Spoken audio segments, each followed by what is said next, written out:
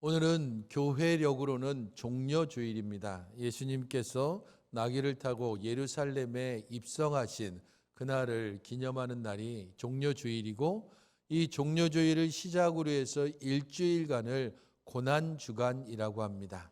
그래서 예수님께서 예루살렘에 입성하신 후에 그곳에서 보낸 일주일간, 그리고 그 보낸 일주일 기간 동안에 예수님께서 죽으시고 부활하시는 그런 모든 사건들이 이 일주일과 그리고 다음 주 부활절까지 이어지게 됩니다. 이 종려주일은 예수님께서 행하신 모든 사역 중에서 가장 정치적인 시기이기도 하고 가장 정치적인 행위를 보여준 날이기도 합니다. 그리고 예수님께서는 그 당시에 정치에 의해서 희생되어진 그런 모습으로 죽으셨지만 실제적으로 그의 모든 걸음은 오직 하나님의 작정과 하나님의 말씀을 따라서 걸으셨다는 것을 우리는 알고 있습니다. 외적으로 보기에는 지극히 정치적으로 보이고 외적으로 보기에는 정치에 의해서 희생된 것처럼 보이지만 그 모든 것은 태초 이전부터 우리에 대한 구원을 작정하신 하나님의 뜻을 따라 순종하시고 결국 그 뜻을 이루셨다는 것을 알 수 있습니다. 그러므로 예수님께서 이 종려주일의 모든 일들, 그리고 고난주간에 행하셨던 모든 일들을 통해서 거짓된 세상 권세의 실체를 낱낱이 알리고, 또한 참된 하늘 권세가 무엇인지에 대하여서 그 본질을 선포하셨다는 것을 알 수 있습니다. 그래서 예수님께서 예루살렘에 입성하신 후 성전에서 장사하는 자들을 쫓아내신 것이나 그 성전에서 종교 지도자들과 계속되는 질문과 대답을 통해 하늘 권세가 무엇인지를 보여준 것, 하나님의 나라가 어떻게 다스려지는가를 보여준다는 것은 이 땅 가운데 특별히 세상 권세에 여전히 매여 있는 우리들에게 하늘 권세가 무엇인지를 다시 한번 생각하게 하는 기회가 되기도 합니다. 이 땅의 권세는 억압과 통제로, 때로는 무력과 권위로, 그리고 어떤 경우에는 거짓과 속임수로 다스려지는 나라이기도 합니다. 때때로 정의로운 나라, 정의로운 국가라고 이야기하지만 실제적으로는 온전치 못하고 이 땅에 존재했던 그 어떤 나라와 정부라 할지라도 완전히 정의롭고 완전히 악한 나라도 없습니다. 그렇기에 이 땅의 권세에 대하여서 우리는 이 땅의 권세가 온전치 못하다는 사실을 알 뿐 아니라 하나님의 권세가 이 땅을 다스릴 것을 진정으로 소망하며 바라야 합니다. 하나님의 나라는 사랑과 정의로 다스려지는 나라이기 때문입니다. 그런 면에서 오늘 우리는 이 종려주일에 로마서 13장 1절부터 7절을 함께 살펴봅니다. 로마서의 핵심 주제는 복음이란 무엇인가라고 하는 여기에 집중되어져 있습니다. 그래서 1장부터 11장이 복음의 기초에 대해서 교리적으로 설명하고 있다면 12장부터 16장은 복음의 실천에 대해서 이야기를 하고 있습니다. 성도는 어떻게 구원받았는가를 11장까지 이야기하고 있다면 12장부터 16장까지는 그런 구원받은 성도는 어떻게 살아야 하는가를 로마서에서 말해주고 있습니다. 로마서 12장이 그리스도인의 그래서 네 가지 관계를 말합니다. 구원받은 그리스도인들은 네 가지 관계를 맺습니다. 하나님과 자기 자신, 그리고 이웃, 원수들과 어떤 관계를 맺어야 하는가를 가르치고 있다면 로마서 13장은 그리스도인이 이 땅에서 가지는 이 땅의 여러 기관이나 혹은 이 땅에서 우리가 지녀야 될 세 가지 태도에 대해서 말하고 있습니다. 오늘 우리가 살펴보는 1절부터 7절은 정부, 곧 국가에 대해서 가져야 될 태도에 대해서 이야기하고 그 뒤에 하나님의 말씀 율법에 대해서 가져야 될 태도, 그리고 세 번째로는 주의 재림과 관련해서 어떤 태도를 가져야 하는지를 로마서 13장은 말하고 있습니다. 그런 면에서 오늘 우리는 가장 정치적인 행위를 하셨다고 볼 수 있는 종려주일에 국가에 대한, 정부에 대한 가르침을 함께 살펴보는 것입니다. 사실 교회 안에서 정치에 대해서 이야기하는 것은 매우 조심스럽습니다. 왜냐하면 일반적으로 우리가 아는 것처럼 정교 분류의 원칙에 대해서 우리는 알고 있기 때문입니다. 교회와 국가는 분리되어야 한다. 그러므로 교회 안에서 국가에 대해 혹은 정치에 대해 이야기하는 것이 매우 조심스러울 수밖에 없습니다. 대한민국 헌법 20장 2조에서는 20조 2항에서는 이렇게 국가와 종교에 대해서 기록하고 있습니다. 국교는 인정되지 아니하며 종교와 정치는 분리된다. 그것이 대한민국 헌법에 기록되어 있는 종교와 국가 간의 관계입니다. 그렇다고 해서 국가가 종교에 대해, 그리고 종교가 국가에 대해 전혀 간섭하지도 않고 전혀 침해하지도 않는다는 것은 아닙니다. 때로 종교는 국가와 관련해서, 그리고 국가는 종교와 관련해서 서로 연관을 맺고 지금 코로나19 사태와 관련해서 어느 만큼은 조금 갈등하는 것처럼 보여지기도 합니다.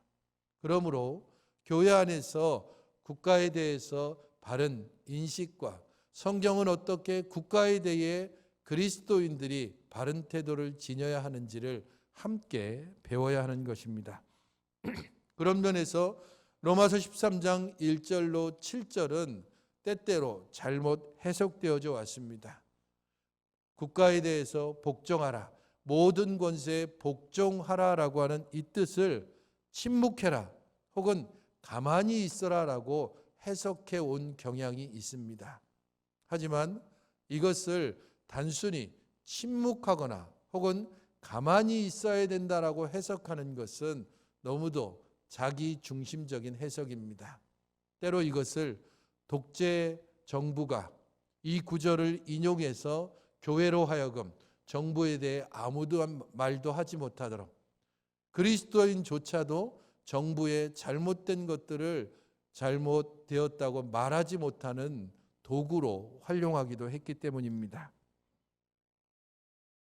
우리 자신들이 국가에 대해서, 그리고 그리스도인으로서 이 땅의 시민으로서 어떤 태도를 가져야 하는가, 그것은 삼위 하나님께서 교회와 성도들에게 무엇을 명하셨는가를 기억함으로써 생각해야 됩니다. 성부 하나님께서는 부활하신 그리스도에게 하늘과 땅의 모든 권세를 주시고 교회의 머리로 삼으셨습니다.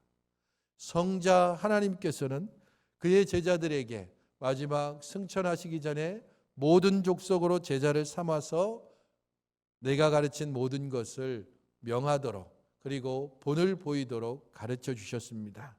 성령께서는 땅끝까지 이르러서 그리스도의 증인이 되도록 모든 성도들에게 권능을 주셨습니다. 그렇기에 복음 전파와 제자 삼는 사역은 교회와 성도들에게 주신 아주 중요하고 핵심적인 사역이기도 합니다. 모든 성도와 교회는 바로 이 복음 전파와 제자 삼는 사역을 위해서 힘써야 합니다. 그런데 성도와 교회가 이 땅과 국가의 권세에 항상 매여 있다는 것을 기억해야 됩니다. 어느 국가에 소속됐느냐, 어느 지배자의 통치를 받느냐에 따라서 교회와 성도가 가져야 될 복음 전파와 제자 잡는 사역이 어떤 경우에는 거부되거나 방해되거나 혹은 아예 말살되기도 했습니다. 하지만 어느 국가, 어느 정부에 따라서 때로는 복음 전파와 제자 잡는 사역이 장려되거나 좀 더 자유롭게 그 일들을 할 수 있도록 열어주기도 한 것이기 때문입니다. 그렇기에 성경의 가르침을 따라서 국가 권세에 대해서 바르게 이해하고 국가의 시민으로서 어떤 의무와 역할을 해야 되는지를 바르게 알아야 합니다. 오늘 본문 말씀을 이 생각을 가지고 함께 보도록 하겠습니다. 1절, 2절을 보시겠습니다. 각 사람은 위에 있는 권세들에게 복종하라. 권세는 하나님으로부터 나지 않음이 없나니 모든 권세는 다 하나님께서 정하신 바라. 그러므로 권세를 거스르는 자는 하나님의 명을 거스름이니 거스르는 자들은 심판을 자취하리라 라고 말씀하고 있습니다. 각 사람은 위에 있는 권세들에게 복종해야 한다라고 말합니다. 국가의 통치와 권세에 대해서 성도나 일반 시민 모두가 다 이 국가의 통치에 복종해야 합니다. 그것이 성경의 가르침입니다. 복종해야 되는 이유를 1절과 2절에서 설명하고 있는데 1절에서는 모든 권세가 하나님께로부터 왔다라고 말씀합니다. 권세의 원천이 하나님이기 때문에 복종해야 된다고 먼저 말합니다. 또한 복종해야 되는 두 번째 이유는 2절에 있는 것처럼 1절과 연관해서 바로 그 권세의 원천이 하나님께 있기 때문에 국가의 권력을 거스르는 것은 그 권세를 주신 하나님을 거스르는 것과 같다라는 겁니다.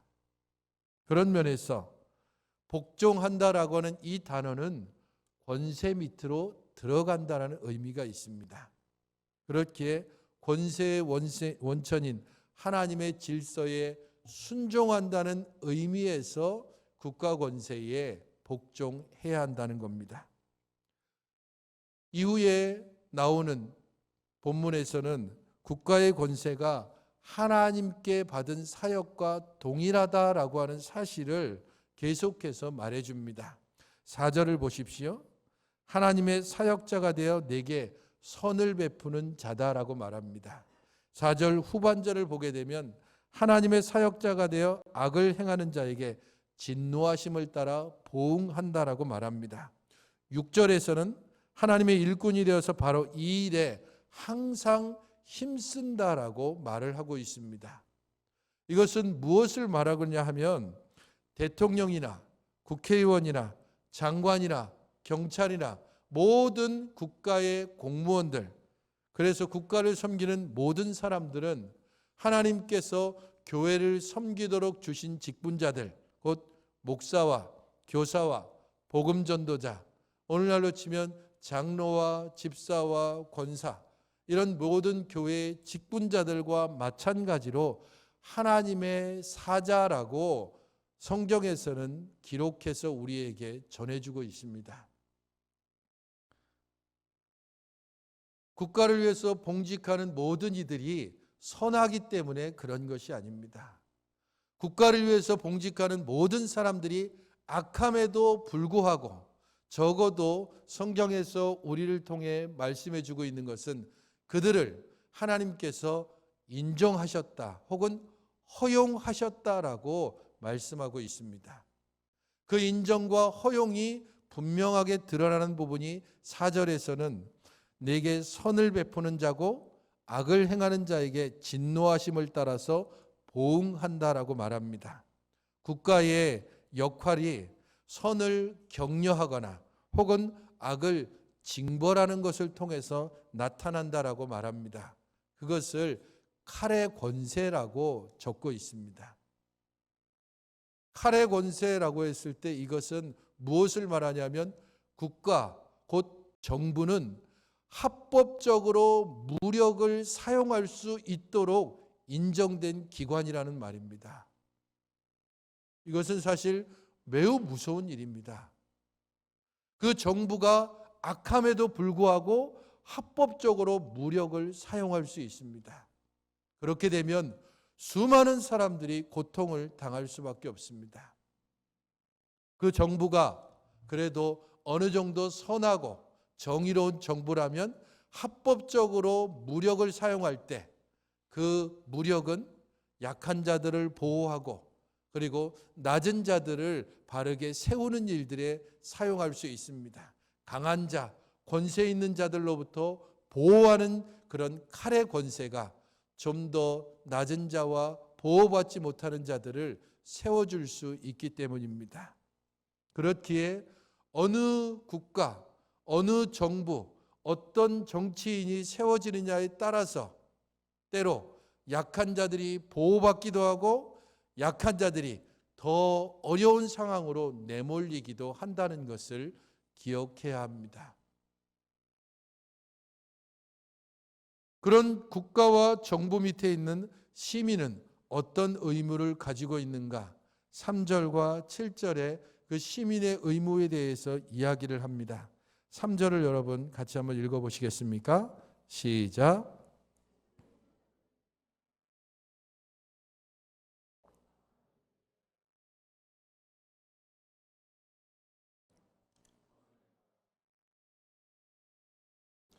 첫 번째는 선을 행해야 된다라고 이야기를 하고 있습니다.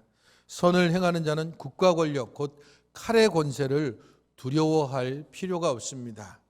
국가가 비록 칼의 권세를 가졌다라고 할지라도 이 칼의 권세는 악한 자를 징벌하기 위한 것이라는 것을 기억해야 됩니다. 아무리 악한 정부라 할지라도 어느 정도쯤 그 다스리는 제도라는 게 있습니다. 제도와 법, 거기에 따라서 칼의 권세를 행사할 수 있습니다. 그래서 이 칼의 권세가 악한 것들에 행해지고 선한 것들에 행해지지 않기 때문에 선을 행할 것을 명하고 있습니다. 코로나 사태로 인해서 교회에 예배드리는 일들이 많이 제약을 받고 어떤 경우에 예배드리는 자들과 그리고 예배를 포기하는 혹은 예배를 완전히 온라인으로 바꾼 그런 경우에 교회 안에서의 내부적 갈등도 있습니다. 하지만 예배의 모임은 정부의 방침에 역행하는 것이 아니면 분명합니다. 왜냐하면 교회와 국가는 독립된 통치 권세를 가지고 있고 교회가 비록 국가의 통치 아래 놓여 있다 할지라도 그 국가가 정해진 제도 혹은 방침을 지키고 있는 한 교회가 예배드리는 일들을 방해하거나 혹은 저지할 수 없기 때문입니다. 하나님께서는 교회에 영적인 권세를 주셨습니다.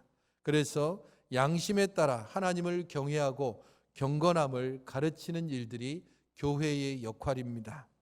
국가는 시민적인 권세를 가지고 법령과 제도를 통해서 사회의 안전을 유지할 의무가 있습니다.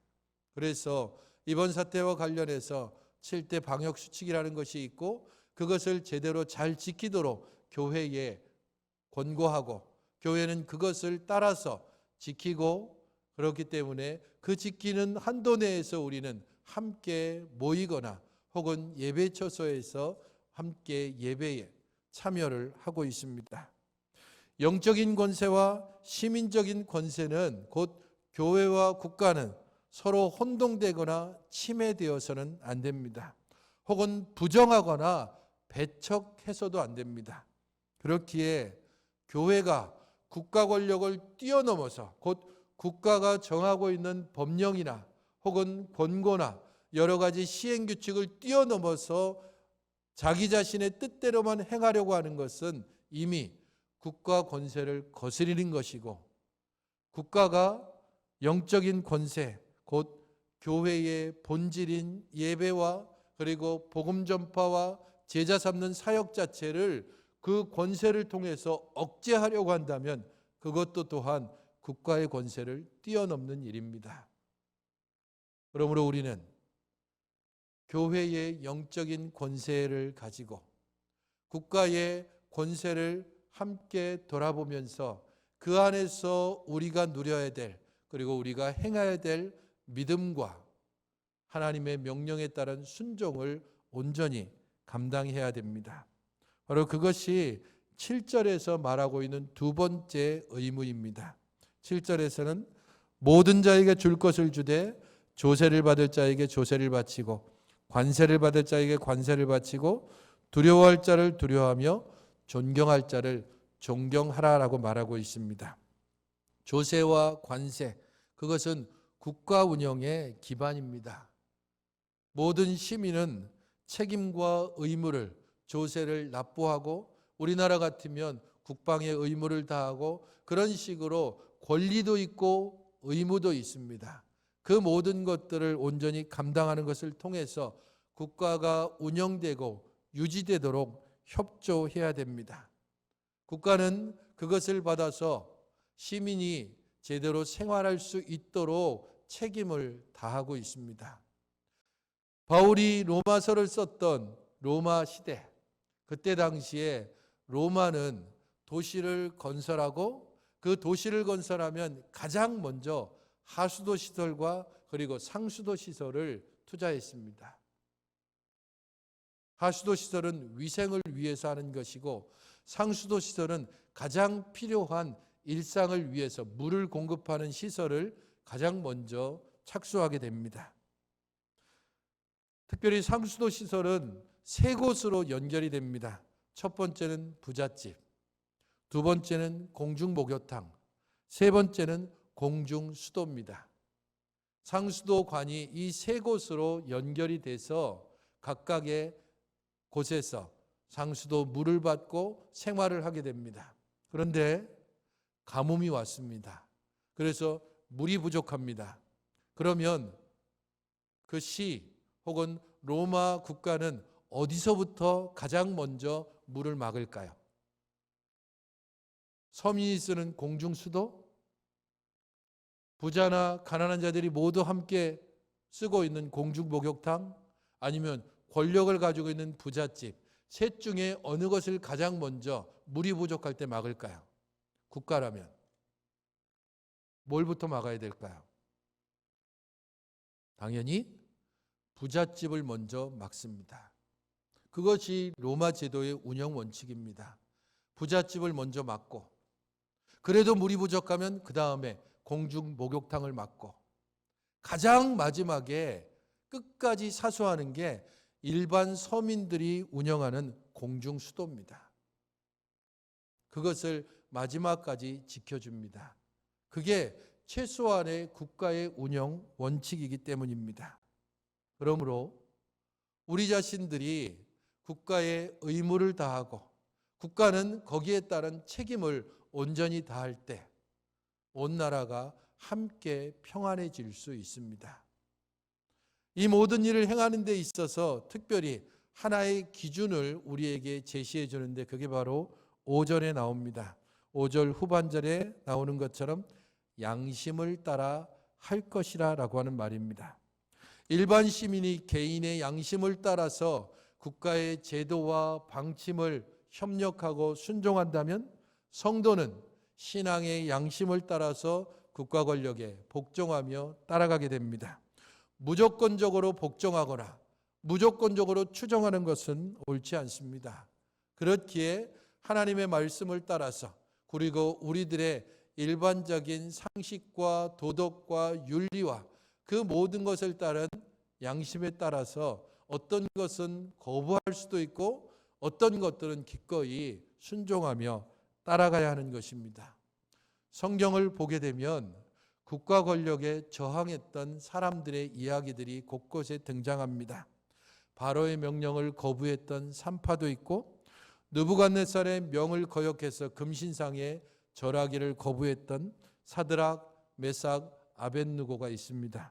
다리오 왕의 명령을 거부하고 하루 3번 예루살렘을 향해서 기도했던 사무엘이 있고 공회의 명령을 거부하고 하나님의 말씀을 그리고 하나님을 기쁘시게 하는 일에 순종했던 사도들이 있습니다. 그 모든 것이 바로 신앙의 양심을 따라서 행한 것입니다. 우리들 모든 신앙의 양심은 하나님 앞에 있고 하나님께만 드려져야 합니다. 그렇기 때문에 하나님 앞에서 참과 거짓을 바로 분별하기 위해서 주의 말씀을, 주의 가르침을 제대로 알아야만 어떤 경우에 신앙 양심을 따라서 복종해야 되는지, 어떤 경우에 신앙 양심을 따라서 거부해야 되는지를 분명히 판단할 수 있습니다. 국가 권력이 결코 성도의 신앙 양심을 넘어서거나 혹은 꺾을 수는 없습니다. 그러나 성도의 신앙 양심이 말씀에 기초하지 않을 때 그때 우리는 흔들릴 수밖에 없고 그때 우리는 잘못된 판단을 할 수밖에 없습니다. 우리가 날마다 주의 말씀을 더 깊이 알아야 되는 이유이기도 합니다. 모든 성도들이 신앙 양심을 따라서 행해야 될 여러 가지 일이 있지만 크게 세 가지가 있습니다. 하나는 국가의 시민으로서 공직자를 존중하고 법을 지켜야 됩니다. 코로나19 사태와 관련해서 여러 가지 명령이나 혹은 여러 가지 권고사항들을 우리가 지켜야 되는 이유가 바로 거기에 있습니다. 또 두 번째로는 선이 악을 이길 수 있도록 정치에 좀 관심을 가지고 무관심을 버리고 적극적으로 어떤 정치인 혹은 어떤 정부를 세울지를 각자의 신앙 양심을 따라서 바르게 행해야 합니다. 4월 15일 총선이 있습니다. 그렇기 때문에 성도들 모두는 각자의 신앙 양심을 따라서 바른 정부와 정치인이 세워질 수 있도록 함께 투표에 참여하고 공의로운 공직자들을 선출할 수 있어야 합니다. 그것이 바로 우리에게 주어진 의무이기 때문입니다. 세 번째는 국가와 공직자를 위해서 기도하는 일을 잊지 말아야 됩니다. 디모데전서 2장 1절 2절에서는 모든 사람을 위하여 간구와 기도와 도고와 감사를 하되 임금들과 높은 지위에 있는 모든 사람을 위하여 하라. 이는 우리가 모든 경건과 단정함으로 고요하고 평안한 생활을 하려 함이라. 왜 성도들이 국가와 공직자들을 위해서 기도해야 되는가?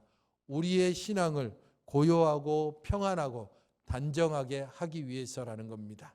악한 이들이 세워지면 그만큼 우리들의 신앙이 그리고 우리들의 신앙 양심이 도전받고 방해받을 수밖에 없습니다. 그렇기에 모든 성도들은 우리들에게 주어진 책임과 의무를 신앙 양심을 따라서 온전히 행해야 합니다.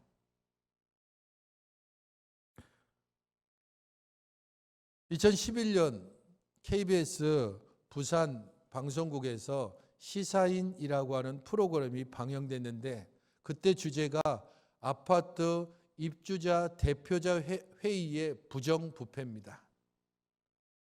아파트 입주자 대표자 회의의 부정과 비리들 그것을 고발하면서 사상에 있는 어느 아파트에서는 경비 인력을 줄이고 CCTV를 새로 달았는데 오히려 도난 사고가 증가했다고 합니다. 왜냐하면 새로 설치한 CCTV가 너무 화질이 좋지 않아서 자동차 번호판도 식별될 수 없는, 그래서 도난 사고가 발생해도 그것을 처리할 수가 없기 때문에 점점 증가했다고 합니다.